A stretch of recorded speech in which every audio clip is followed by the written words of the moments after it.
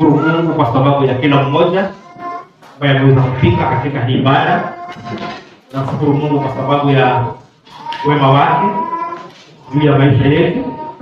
Shukuru Mungu kwa sababu ya neema juu ya maisha yetu. Kama si neema tungekuwa mahali hapa, lakini tuko mahali hapa tu kwa neema. Bwana Yesu asifiwe. Amen. Mwaka mpya Bwana ametuwezesha na tuna sababu zote za kumshukuru na za kumtukuza. Nataka kushukuru tena Bwana kwa sababu ya kila mmoja ambaye amefika katika ibada hii. Nataka niseme kwa Bwana, mshukuru Bwana kwa ajili yako, cha Bwana kubariki pale ulipo na Bwana akapate kutendea mema. Wale wageni ambao tuko nao miongoni mwetu siku ya leo, Bwana wabariki kwa pahali pasawa, pale panapostahili, na tunasikia kuendelea kubarikiwa na uwepo wako. Siku ya leo tunajua ya kwamba ni Jumapili ya mwanzo wa huu mwaka ambao tumeweza kuuana. Ikiwa siku ya leo ni siku ya 4. Bwana asifiwe. Amen. Ni Jumapili ya kwanza na ni shukrani kubwa na tumebahatika sote kuwa mahali hapa siku ya leo. Kabla sijaenda katika neno, nataka nitoe mfano wa magari yanayosafiri masafa marefu. Toe mfano hata na ndege zinazosafiri kutoka nchi mpaka nchi. Gari inaposafiri masafa marefu, ndege inaposafiri masafa marefu, wakati inapoenda inapotua, lazima ya kwamba ikaangaliwe mitambo yake iko kinamna gani. Kisha iwapo kuna marekebisho yakaweze kufanyiwa ili iweze kuchukua hatua ya kurudi masaa yatakapofika ya kule imetoka. Bwana asifiwe. Ndio unakuta magari yanaposafiri kutoka Mombasa kufikia Nairobi, lazima liende garage, likapate kuangaliwa, likabadilishwa oil, likaongeze mafuta, likafuatiliwe. Jioni likirejea kwa barabara limekuwa ni kama jipya kwa sababu limefanyiwa service. Bwana asifiwe. Tumepiga mwaka mzima, Mungu ametusaidia mwaka mzima. Ni mambo mengi tumepitana nayo, mambo yametudhoofisha, mengine kiafya, mengine yametudhoofisha kiroho. Bwana Yesu asifiwe. Lakini siku ya leo Mungu tumebahatika mbele za Mungu na tumeingia katika huu mwaka kana kwamba tumefika mwisho wa safari na tunaanza safari. Inachohitajika ni kwamba ni vyema ya kwamba tuweze kufanyiwa ukarabati wa kiroho. Bwana asifiwe. Amen. Kwa maana safari ni ndefu, ikiwa ni hizo siku 366 hata 65, ni siku nyingi, ni kipindi kirefu, na katika kipindi hiki inastahili ya kwamba hivi tuwe tutapata nguvu zitakazo kubusti kumalizia hiyo siku. Bwana asifiwe. Amen. Nipata siku ya leo, watu wa Mungu, ni siku yetu ya service, ni siku yetu ya kufanyiwa ukarabati ili turejee katika hii barabara ya kuishi ya kiroho, tuko salama na tuweze kupambana na mabonde na milima ambayo iko mbele zetu. Bwana asifiwe. Amen. Si rahisi, nusudalia kwamba itakuwa rahisi, lakini unapokuwa umefanyiwa service na umechua nguvu mpya, inakuwa rahisi kwako. Bwana asifiwe. Amen. Sasa sisi tunafanyiwa watu wa Mungu ni kujazwa Roho Mtakatifu. Bwana asifiwe. Amen. Roho Mtakatifu ale ndani yetu kuamshwa. Amen. Amen. Nguvu za ushindi katika maisha yetu zinategemea Roho Mtakatifu aliye ndani yetu. Bwana asifiwe. Amen. Tapitia majaribu mbalimbali ya kiroho, ya imani, lakini Roho wa Mungu akiwa yuko ndani yako, utaweza kupata ushindi katika maisha. Wa kutegemea sisi ni Roho Mtakatifu anayeishi ndani yetu, na ndiye anaweza kutuwezesha kushinda na kuendelea hizi siku ambazo ziko mbele yetu, kuona ya kwamba tumeweza kuwa salama katika maisha yetu ya kiroho. Bwana asifiwe. Amen. Tutasoma katika Biblia kitabu cha Yohana 14:15 mpaka 17. Yohana Takatifu 14:15 na 10 mpaka 17.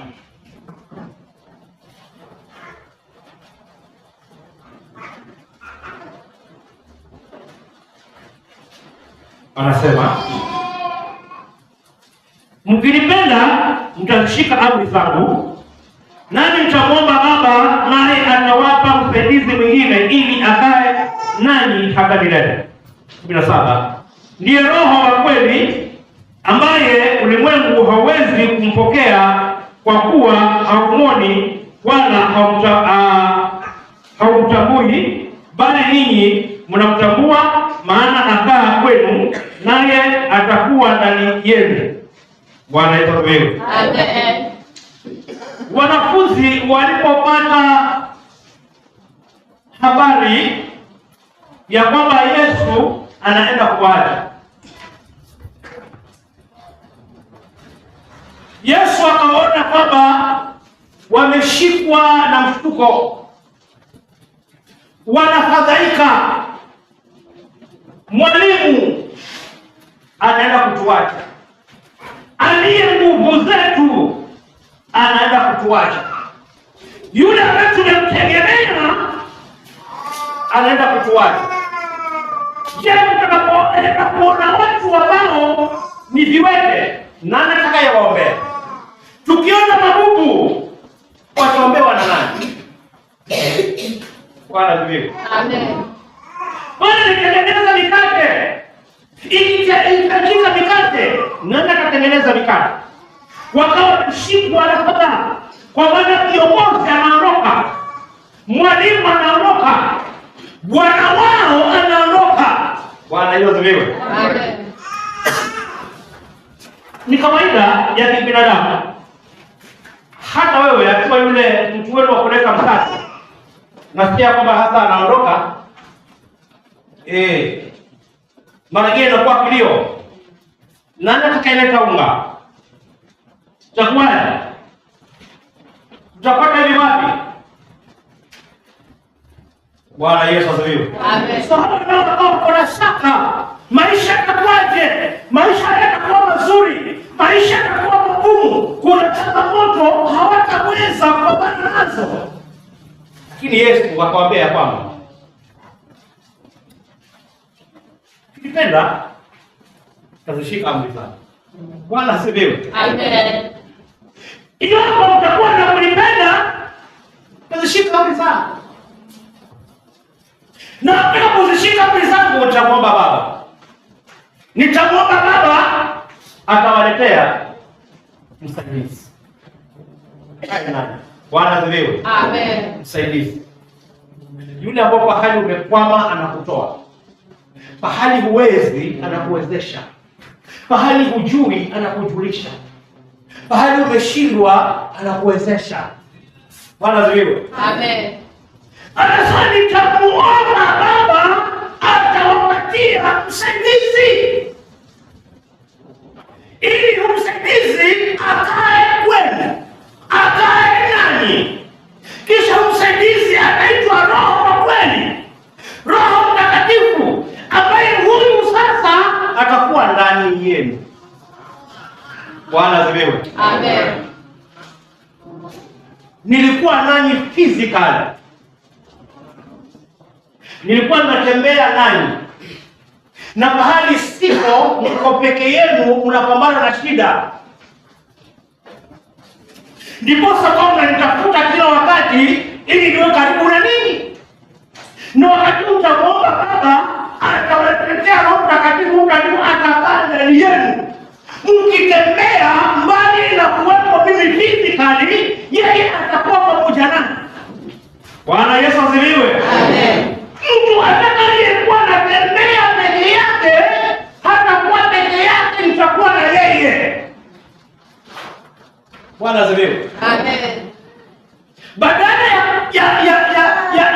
mmoja, badala ya moja sitakuwa mmoja, nitakuwa ndani ya kila mmoja, na zile kazi ambazo nilikuwa nazifanya nikiwa pamoja nanyi, kila mtu ambaye nitakuwa ndani yake atazifanya. Bwana asifiwe. Tendo kwa jambo wote watapata afya. Bwana asifiwe. Amen. Kwa maana nitakuwa ndani yake. Ameeleza juu ya kupanuka, juu ya kuwa na kila mmoja. Bwana asifiwe. Amen. Roho Mtakatifu ni mshauri. Akiwa ndani yako anakusaidia pale unahitaji ushauri, anakushauri. Bwana asifiwe. Amen. Hekuwa ni mzimizi tunakwambia hapo sisi. Hii ni mali ya wenyewe. Ni mshauri. Bwana Yesu asifiwe. Amen. Hekuwa ni mrongo tunakwambia wewe urongo wako acha. Wewe urongo huo acha. Utaacha mrongo. Maana yeye ni mshauri. Atakushauri. Bwana Yesu asifiwe. Amen. Ukiona zile njia zingine hizo, atakwambia hizi njia hizi sizo hizi. Atakushauri. Maana yeye ni mshauri. Bwana asifiwe. Amen. Na hakai kwa nyumba nyingine, anakaa ndani yako, asema kwamba Roho Mtakatifu atakaa ndani yenu. Bwana Yesu asifiwe. Amen. Inadhihirisha ambaye hana Roho Mtakatifu amekosa kuwa na ushauri, ambaye hana Roho Mtakatifu amekosa kuwa na booster, ambaye hana amekosa kuwa na msaidizi. Lakini Roho Mtakatifu ndani yake ana msaidizi. Bwana asifiwe. Ana mwalimu, ana mshauri. Bwana asifiwe. Amen. Hili si lofanya hivi, uko na mwalimu. Haifanyi hivi, fanya hivi. Akasema nitamwomba Baba, msifadhaike, msichanganyikiwe. Nitamwomba Baba, atamtuma, atakuja kwenu, atakaa ndani yenu. Huyu hatamulika na ulimwengu, atatambulika na ninyi, kwa maana ya kwenu ninyi atakaa ndani yenu. Bwana Yesu asifiwe. Roho Amen. Amen. Amen. Amen. Yesu kaja kuambia kaeni humu, msitoke mpaka mvikwe Roho Mtakatifu.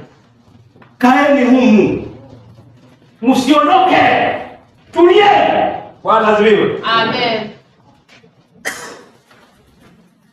Mpaka mvikwe, kwa sababu mtakapotoka wakati huu kabla hamjajazwa nguvu, hamtakuwa na Roho Mtakatifu, mtashindwa. Tulieni humu. Bwana asifiwe. Amen. Tunaona kanisa la Pentecost wakatulia bahari, wakaomba, wakatulia na wakatulia mpaka katika hiyo siku ya ahadi, watu wamekusanyika ndani ya hekalu wakiomba. Bila kusema kwamba mahali palipokuwa palitikisika alipokuwa ameshuka Roho Mtakatifu, na watu wakajazwa nguvu, wakanena kwa lugha zingine. Bwana asifiwe. Amen. Watu kudhania, na sisemi kwa baruhu, kudhania kwamba Roho Mtakatifu ni ile siko hizo lugha. Bwana asifiwe. Shekelebe. Nasema kwamba huyo mtu amejazwa Roho Mtakatifu. Lakini katika Biblia inasema kwamba wale waliojazwa Roho Mtakatifu waliongea lugha, na katika pale palikuwa na majirani, wale majirani walisikia hizo lugha zilizokuwa zinaongelewa hapo. Sisi ndio kusema shekelebe. Je, mwenzako atabia shekelebe ni nini? Bwana asifiwe. Amen. Na sida. Amen. Sida ndio unasema kama unaongea hiyo shekelebe, unajijenga mwenyewe, si mbaya. Amen. Unajijenga mwenyewe. Na inatakana unapoongea mbele ya watu, wewe kuna wengine pia watatafsiri, wataongea kwa niaba yako kwamba anaongea hivi na hivi. Lakini hiyo sekelebe halafu hakuna mwingine atakayenena. Sasa hiyo inakuwa na kitu kingine. Amen.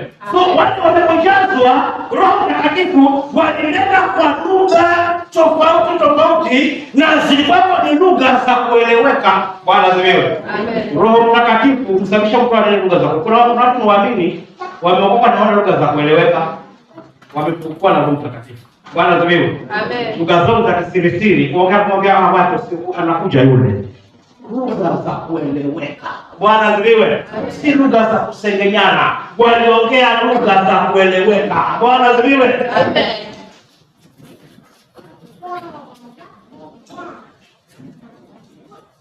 Roho Mtakatifu. Tunaposoma Matendo 1:6-8. Wanafunzi wanamwambia Bwana, kwani huu ndio wakati wa kurejeshea Israeli ufalme? Yesu sasa, kama si haja yenu ya kujua wakati wala majira,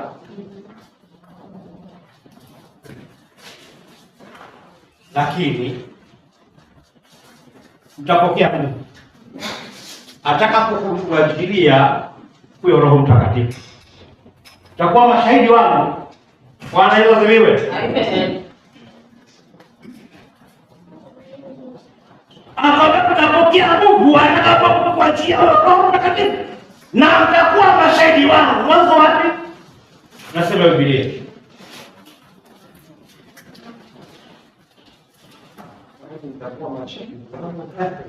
Yerusalemu, Uyahudi wote na Samaria, mwisho wa dunia. Bwana asifiwe. Amen. Lakini mpaka huyu Roho Mtakatifu waachilie. Bila kujilia Roho Mtakatifu huwezi kuwa mshuhuda, huwezi kuwa shahidi, huwezi kuwatamka ya Yesu, huwezi kutoa habari za Yesu alipotoa Roho Mtakatifu. Bwana asifiwe. Amen. Ndio maana unakaa na watu makanisani lakini hawana ushuhuda wa Yesu, kwa sababu hawajapokea Roho Mtakatifu na si washahidi. Hata wale wanapokaa usema kwamba kuna mtu anaokoka, wanashangaa nani huyo kweli ina Kristo. Kuna mtu anaokoka hapa, kwa mtu kwa nyumbani. Huyu Zena huyu ni mshika wetu.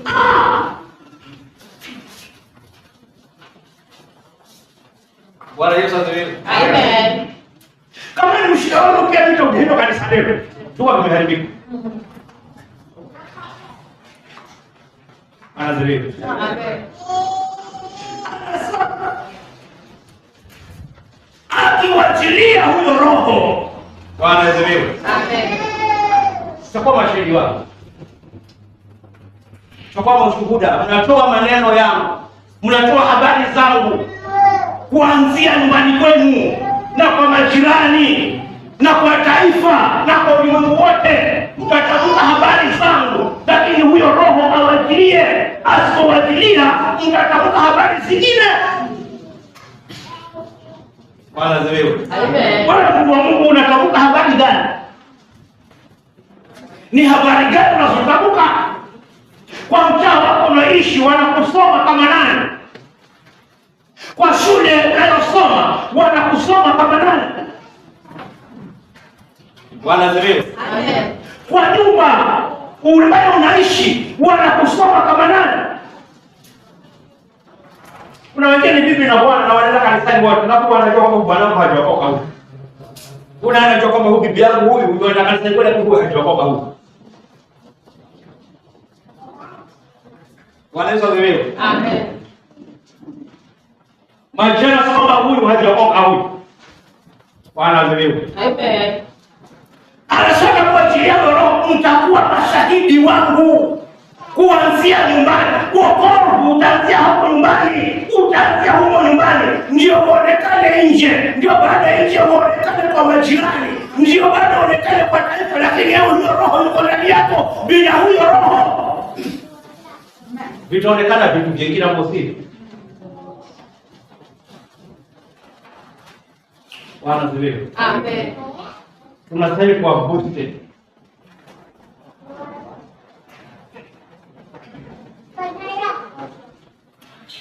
Ionekane image ya Kristo katika maisha yetu. ionekane image ya Yesu katika maisha yetu. Tunapoongea watu waone image ya Yesu. Bwana asifiwe. Amen. Tunapotembea waone image ya Yesu. Tunapoongea waone image ya Yesu. Bwana asifiwe. Amen. Wanapoangalia kwa zetu waone image ya Yesu.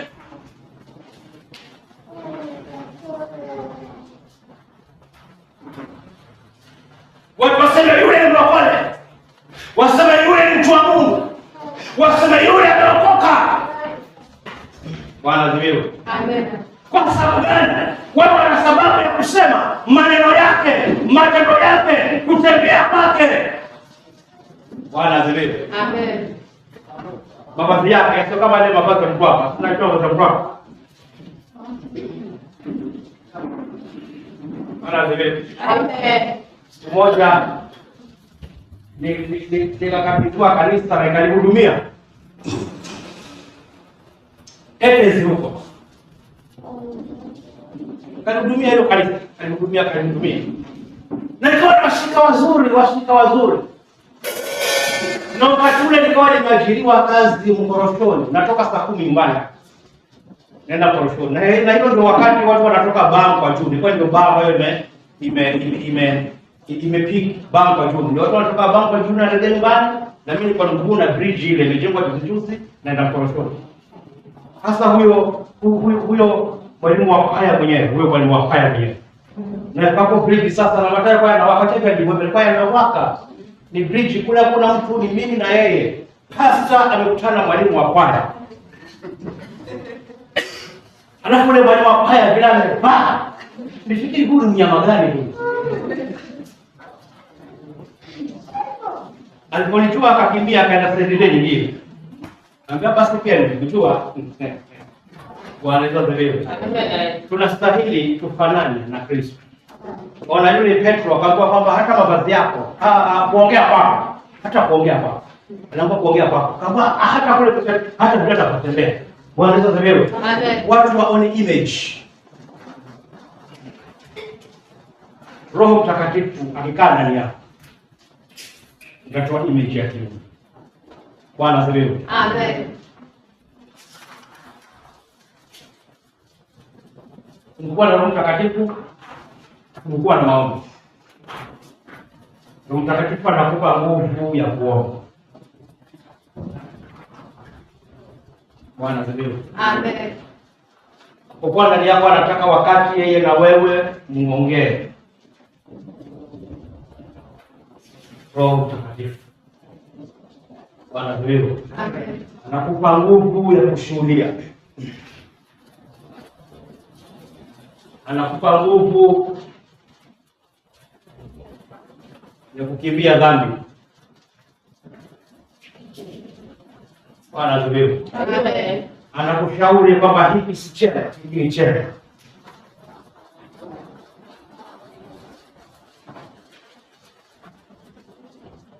Bwana Yesu asifiwe. Amen.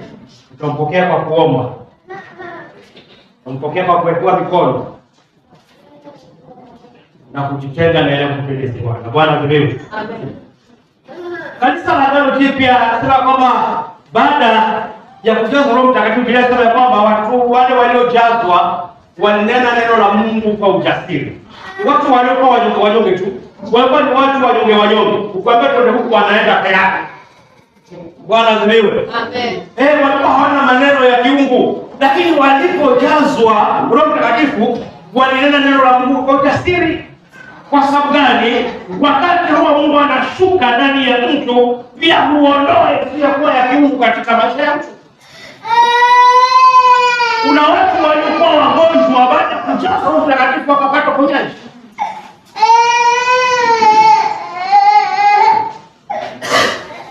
Kulikuwa na watu ambao walikuwa masikini sana, lakini Roho Mtakatifu aliposhuka na kujazwa, Bwana asifiwe.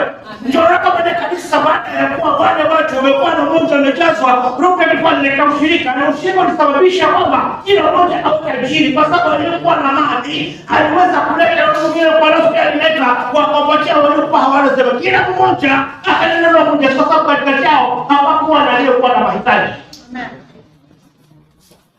Roho Mtakatifu analeta ushirika. Kwa hiyo ushirika uko peke yake, chunga naye.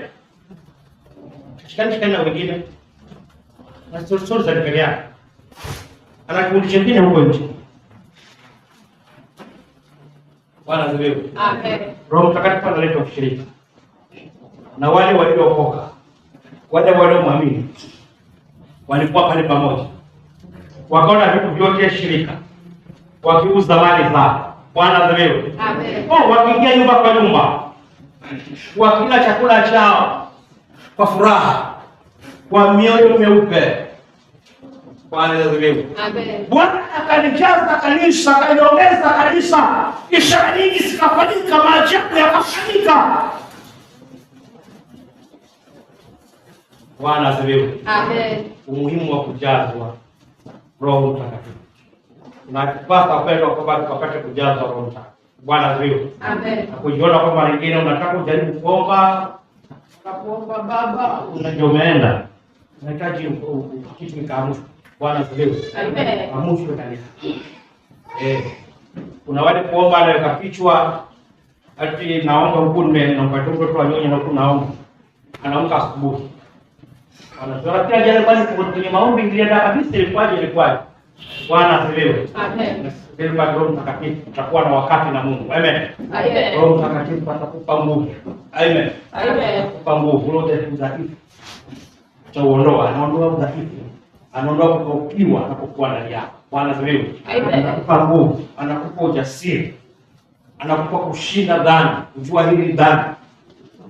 Anakupa kutoroka dhambi. Bwana asifiwe. Amen. Kilikuwa na ule roho mwingine. Basi roho wa Mungu. Anakupa kushiriki dhambi. Kama dhambi, tenda dhambi, unaona mambo ni kawaida, kanisani kawaida, kwa jina la Yesu ni kawaida, kwa kanisani kawaida. Bwana asifiwe. Amen. Bali unahitajika Roho Mtakatifu katika maisha yako. Japo nguvu Roho Mtakatifu. Ni neno ya Mungu, tamke ya Mungu, wazo ya Mungu. Bwana asifiwe. Sema tena kwa tumeshika mwaka. Tunaendelea. Na kwamba Bwana atuboost. Bwana asifiwe. Amen. Tupate kusa Roho Mtakatifu. Yale yaliyo mbele yetu, tujue kuna nini mbele yetu, lakini akaweze kutushikania. Amen. Atakapokuwa mbele yetu ndani yako Roho Mtakatifu, haijalishi mbele yako kuna nini, atakushindania. Maana umewekwa service. Bwana asifiwe. Umewekwa mafuta ya kutosha. Ukati mafuta, umewekwa mafuta ya kutosha. Hata kuwekwe nini huko utapita. Kuwekwe nini huko wewe utashinda. Bwana asifiwe. Haijalishi kuna mashimo kiasi gani, kuna milima kiasi gani, utashinda. Maana aliye ndani yako ni Mungu. Aliye ndani yako Roho Mtakatifu atakupatia kushinda katika maisha. Bwana asifiwe. Amen. Napomalizia Ni ya kwamba kila mmoja anajijua. Na kuna kitu unakisikia ndani yako. Unaweza sasa hivi unasikia kwamba mimi sina kitu. Amen. Amen. Kwa hiyo fulani nilikuwa nina mafuta na julikana kwamba nina mafuta. Amen. Amen. Na anajua kwamba hili gari hana mafuta. Dereva anajua kwamba hili gari limetumbukiwa na mafuta. Kuna mengine yana vipimo, mengine hayana vipimo. Lakini anajua kwamba hapa hana mafuta yamepunguka. Amen. Amen. Na mwenye gari anachukua hatua ya kutafuta ni wapi atapata mafuta. So unaweza kuwa mahali pa siku ya leo, ukiangalia ile mita yako ya mafuta haiko sawa sawa. Bwana asifiwe. Amen. Ukiangalia kipimo chako cha mafuta ya kiroho haiko sawa sawa. Mwaka unahitaji nguvu. Mwambie Bwana, siku ya leo nimekuja kwa refill. Mwambie hii katika hii station leo sitoki Bwana kwa refill. Ni Bwana nataka unijaze nguvu. Unahisi kuchoka, unahisi kuchoka maisha ya uovu. Anaenda tu kanisani, anahisi kuchoka. Anaenda kanisani, kama sijaenda pengine huenda nikafuatwa. Bwana asifiwe. So anaogopa kufuatwa, lakini ile nguvu, hai. Mwambie Bwana leo nataka unifill. Nijaze. Bwana asifiwe. Amen. Yesu akamwambia yule mwanamke Msamaria kwamba hayo maji mnakunywa na mnakunywa. Lakini haya maji nitakupa mimi ni maji ambayo yanachemka chemichemi hadi uzima wa milele. Maji ya Roho Mtakatifu huchemka chemichemi mpaka uzima wa milele. Bwana asifiwe. Amen. Watu wakati maji ya chemichemi siku ya leo. Mwambie Bwana, nataka maji ya chemichemi. Nipe hayo maji ya chemichemi. Nijaze na maji ya chemichemi. Ambaye ni Roho Mtakatifu, nijaze na hayo maji. Ili Bwana nisiwe na kiu tena, nisiwe na njaa tena. Mwaka huu nivuke salama, nitembee salama na wewe. Bwana asifiwe. Amen. Bwana wa majeshi ataenda kukujaza. Amen. Amen. Usishangae kwa nini tunaanza kuongea na hiyo lugha. Ndio kwa hiyo lugha yako inatosha kwa umejazwa Roho Mtakatifu na kuongea hiyo lugha yako. Bwana asifiwe. Amen. Hiyo lugha yako inatosha kwa umejazwa Roho Mtakatifu na kuongea hiyo lugha yako. Maana zile lugha si stahili ya kwamba umejazwa. Lakini ambaye amejazwa Roho Mtakatifu maisha yake hubadilika. Kuwa mtu mwenye kutamani kutafuta Mungu na kuwa karibu na Mungu. Si kwa lugha. Na lugha si ndani. Na watu kunena lugha na wakawa kubali na Mungu. Tutajika ni kwa ndani yako. Bwana nimekuja. Nataka niseme kwa Bwana. Bariki